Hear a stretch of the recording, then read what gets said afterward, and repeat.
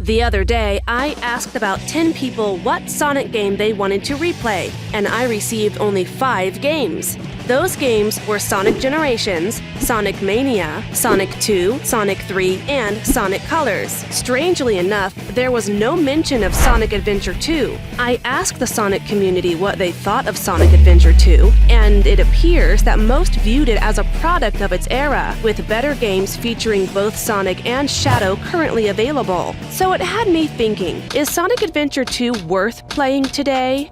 Sonic's sudden transition from 2D to 3D caused him a great deal of problems. In all honesty, Sonic 3D Blast, Sega's first 3D Sonic game, wasn't genuinely 3D. Another thing to note is that Sonic Extreme, the first Sonic 3D game, was cancelled because of technological issues. Was the Blue Blur's 3D debut doomed from the beginning? In an attempt to survive the console war, Sega published Sonic Adventure, the launch title for their final console, the Dreamcast. Regardless of what others may attempt to tell you, Sonic will always be Sega's mascot. Sonic Adventure kept the Dreamcast on life support and ended up selling 2.5 million copies, which is Dreamcast's highest-selling game. After such success, Sega started work on Sonic Adventure 2. The game would be Sonic's grandest adventure yet.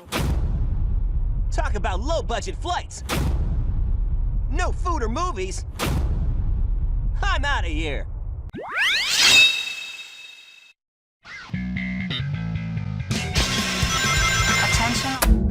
However, Sonic Adventure 2 only sold 500,000 copies, which is not that much compared to Sonic Adventure 1.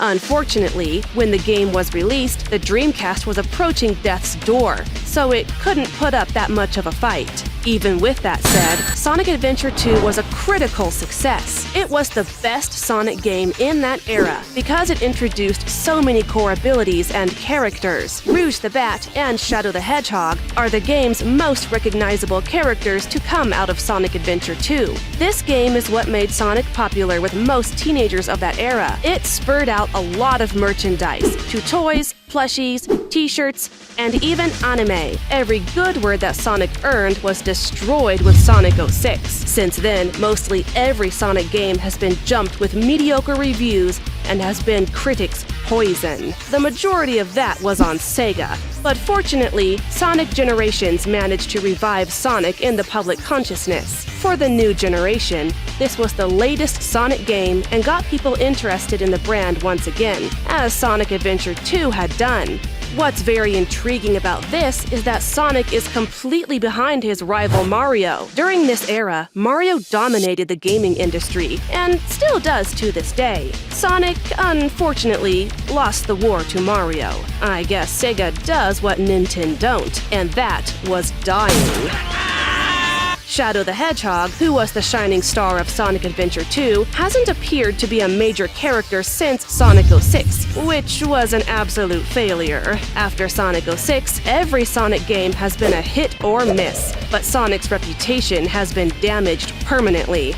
During the 2010s, Shadow has made cameos throughout the Sonic franchise. Most people have forgotten about the edgy hedgehog and his emotional story because it was locked behind an old Sonic title.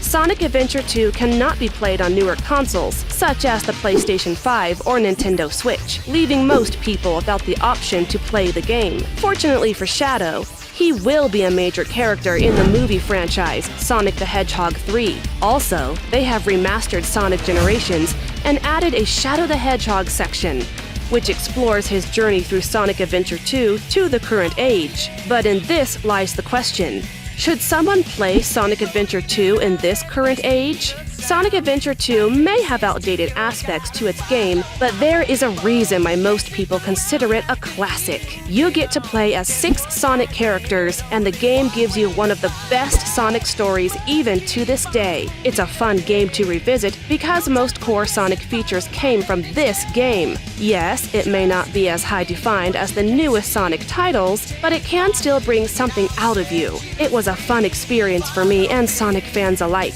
Unfortunately, if you don't have a PC, there is no way for you to play these classic titles. I'm actively urging Sega to bring these vintage 3D Sonic games back so that younger players may enjoy them. Make sure to subscribe if you want to see more content like this. I know if you made it to the end and are still watching, you are a true fan. So comment down below, Sonic's too cool for school.